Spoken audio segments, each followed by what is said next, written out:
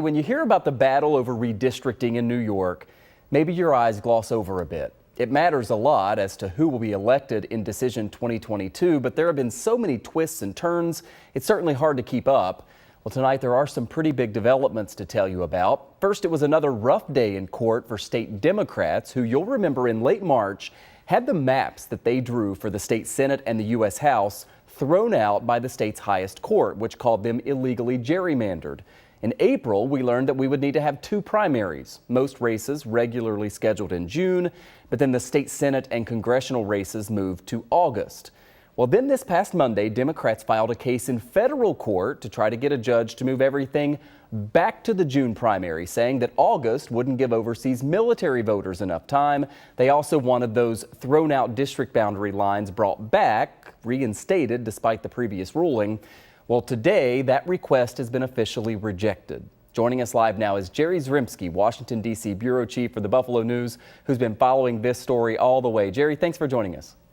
Happy to be here, Michael. So first, this decision today from the judge, it was striking to us. I wonder your interpretation of it. The judge didn't just, deny Democrats the injunction that they wanted. It seems like he really let loose on them.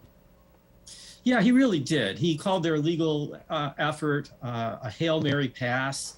He kind of portrayed what they were trying to do as a betrayal of what his ancestors from Ukraine came to the America for. They came for freedom, and he was comparing that to what the Democrats were trying to do.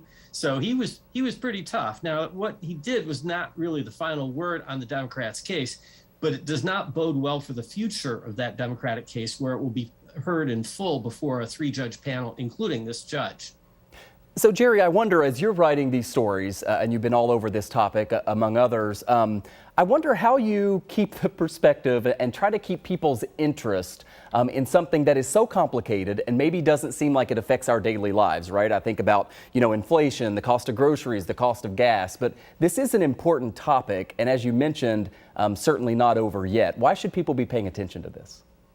Well, people really should be paying attention because it's all about who will be representing them in Congress for the next 2 years, and whether they're going to be representing an area, say, that's like Buffalo, or Buffalo plus some suburbs, or suburbs of Buffalo stretching all the way to Watertown. That's the way some of these districts have looked in the Democratic map. And when the court issues a new map, the districts will probably not be exactly like that.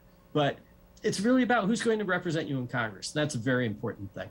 Yeah, and also the balance of power of Congress, right? I mean, what happens here in New York, of course, fits into all the other states and will determine whether we have Speaker Nancy Pelosi or Speaker Kevin McCarthy or somebody else. I wonder, Jerry, I kind of teased this off the top of the show because it was really interesting. You had an article that was out this morning basically saying this was a long shot, but there was a chance that this federal court case could have ended up in a situation in which the courts basically ordered the congressional election be held without district lines, right? All 26 seats for New York would be at-large seats, and it seems like if that were the case, there'd be a pretty good chance all of our elected officials for Congress would be from New York City.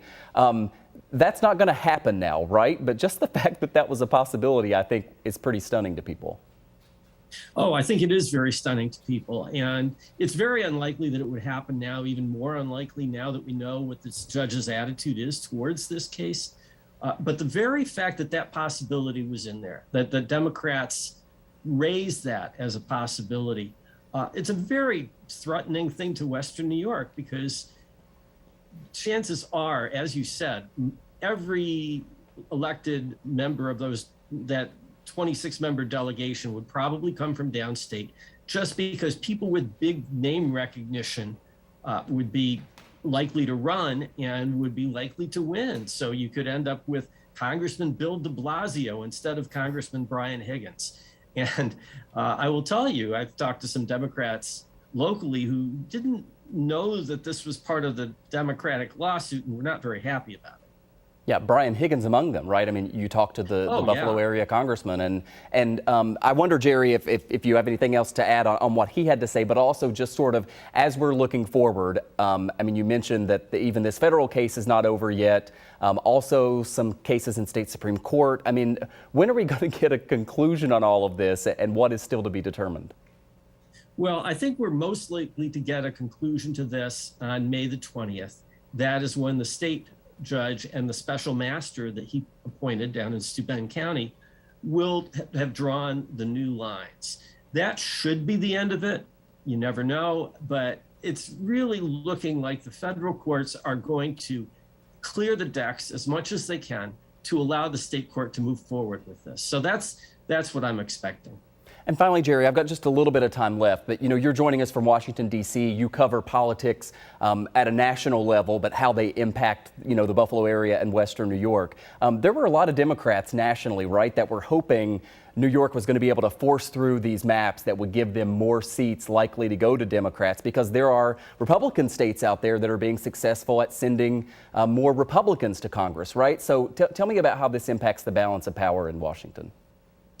Well, it's going to basically look like the Democrats didn't do quite so well as they thought they were going to do in reapportionment.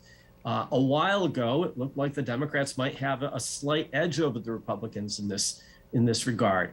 I think people thought that was going to happen because in some other states, such as Ohio, the state courts actually let very partisan gerrymanders move forward. But that's not what happened in New York. And I think the reason it didn't happen in New York was that our constitutional language was so clear that it was not, that partisan gerrymanders were no longer to happen. So what you get is fewer Democratic members from New York State in the next Congress, most likely. And for that reason, a little bit of a better chance for the Republicans to take power, take the majority. It is all extremely confusing. You've done such a great job kind of helping us understand it. Jerry Zremski is the Washington, D.C. Bureau Chief for the Buffalo News. Great to see you, Jerry. Thanks as always for your time. Okay, thank you much, Michael. All right.